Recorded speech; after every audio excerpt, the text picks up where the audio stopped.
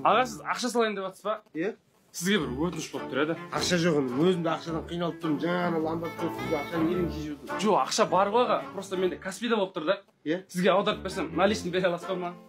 70 мың шығамысың? 70 мың шығады ғой аға. Ол мұнда. Номер айтып жібересіз ба? 747. Бір минут аға. 747. 666. 1686. Аға, бір минут. 1666.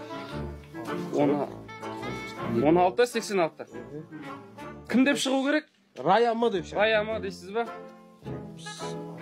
Міне 70. Раяма, жақсылап қарамаңыз. Болды ғой ә? Кән. Міне.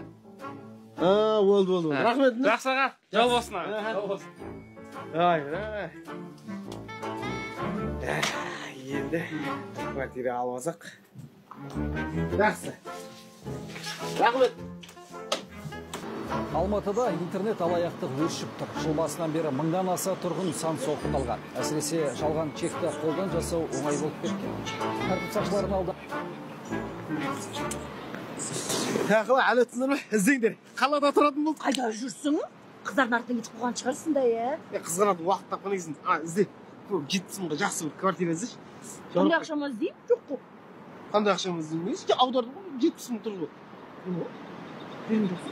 Олашы, 70 мың теңге тұр ғой. Жақсы бір квартира ізде, далада жүргім болмайды.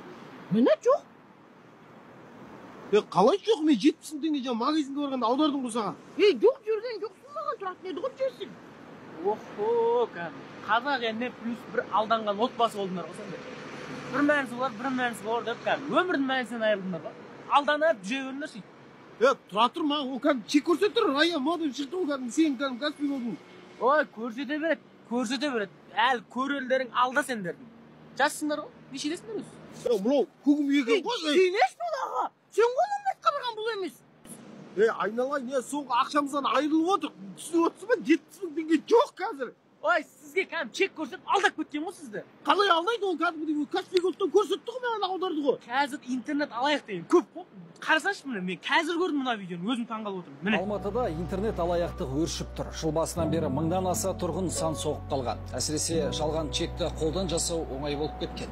Тәртіп сақшыларына алданғандар санын анықтау қиынға соғып. Жығылғанда жұдырық болды деген мақал тап біздің отбасымызға арналғандай күй кештік.